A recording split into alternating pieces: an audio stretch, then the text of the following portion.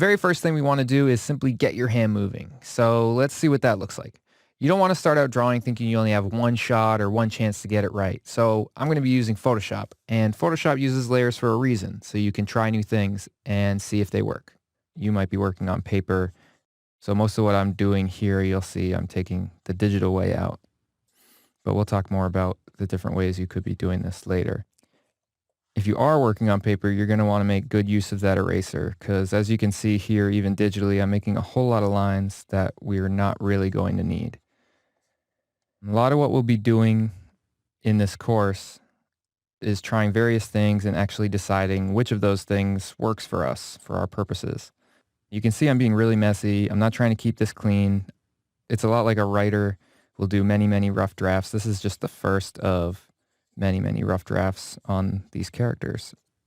Not thinking whatsoever about, their attitudes or their personality or who this is. All we're trying to do is kind of get our pieces together. Everything is just shapes, and we build off those more and more as we go. So you can see I'm not really spending a whole lot of time on, details of this, and I'm not getting into really, for your benefit, how long each piece is or where, the hand should land against the thigh. A lot of that stuff you can figure out by doing other types of research, like in books or going to actual figure drawing class. What you see me doing now is I have the benefit of working digitally. So if this were on a piece of paper, my guy would have been way too tall for the sheet. So just shrank him a little bit. And there's other cheats that we could do that I won't do, which is just, duplicate the half of the body and then copy and paste it over. But this actually came out pretty decent for what we're going for here. As you can see, all these sketchy lines here are now starting to form the pieces of a standard non-character specific male or female body. And in our case, it's a male. We're going to be making two male characters, good guy and bad guy. At this point, I'm not thinking about what these characters' motivations or personalities or even which is which at this point. I'm just getting something really standard. I'm not thinking about who they are or what they do.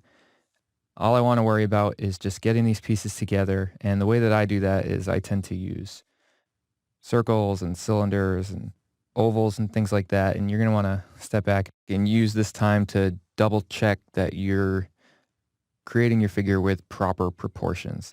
So to do that, let's make a new layer. You don't have to name it anything. It's not going to last. We're just going to check our work here. So I'm going to dim down what we've done so far, and let's go over some typical rules that have been set in place when thinking about proper proportions. The first thing you're going to want to do is go back up to our new layer there, and typically the first thing I check when thinking about proportions is that my character is not too tall or too short. So I'm drawing just several heads here.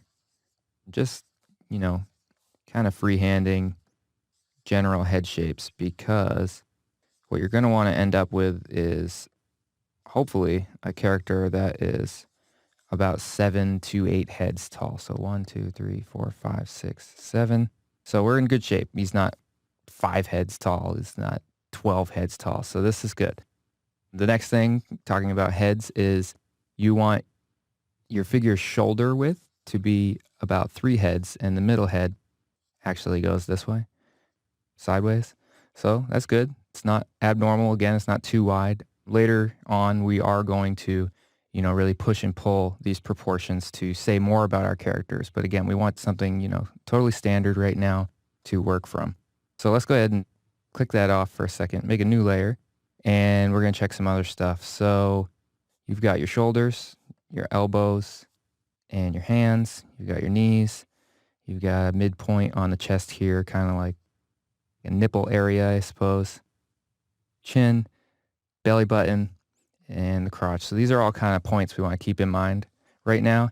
And think about this. You've got your arm here. You want to make sure that your elbow point is fairly close to level with your belly button.